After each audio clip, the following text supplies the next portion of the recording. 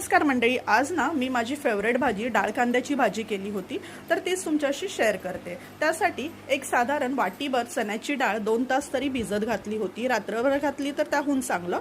आता ही थोडंसं मीठ आणि पाणी टाकून 3 शिट्ट्या कुकरच्या काढून घेतलेल्या आहेत। रात्रभर तुम्ही भिजत घालणार असाल तर 2 शिट्ट्यांमध्ये ही चांगली उकडते। बघा, ही डाळ अशी अख्खीच आपल्याला उकडवून घ्यायची आहे, मस्तपैकी अशी नरम शिजली पाहिजे। आता आपण भाजी फोडणीला घालूया डाळ कांद्याची। त्यासाठी कढई ठेवलेली आहे, तेलामध्ये फोडणी करून घ्यायची आहे राई जिऱ्याची आणि यामध्ये हिंग टाकलेला आहे चिमूटभर।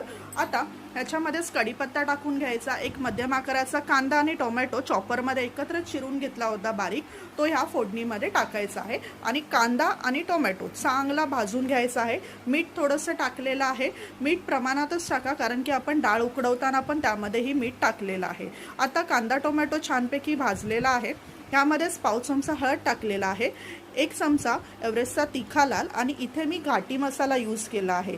तर घाटी मसाल्यामध्ये ही जी भाजी आहे अतिशय अप्रतिम लागते।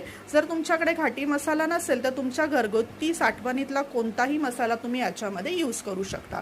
आता मसाला चांगला परतल्यानंतर यामध्ये आपण जी उकडवून घेतलेली डाळ आहे ती यामध्ये टाकून घ्यायची आहे आणि मसाल्यामध्ये छानपैकी परतून घ्यायची आहे। साधारण 3-4 मिनिटांनंतर छानपैकी ही डाळ परतली गेलेली आहे। ही सुकी सुकी सची अशी ही भाजी भाकरी बरोबर चपाती बरोबर एकदम सुंदर अशी ही भाजी लागते। तुम्हाला लसूण आवडत असेल तर तुम्ही फोडणीमध्ये लसूणही यूज करू शकता, आलं लसूणची 1 चमचा पेस्टही टाकू शकता। आता ह्यामध्ये वरतून कोथिंबीर मी शिवरून घेतलेली आहे आणि ही भाजी आता आपली डाळ कांद्याची रेडी आहे।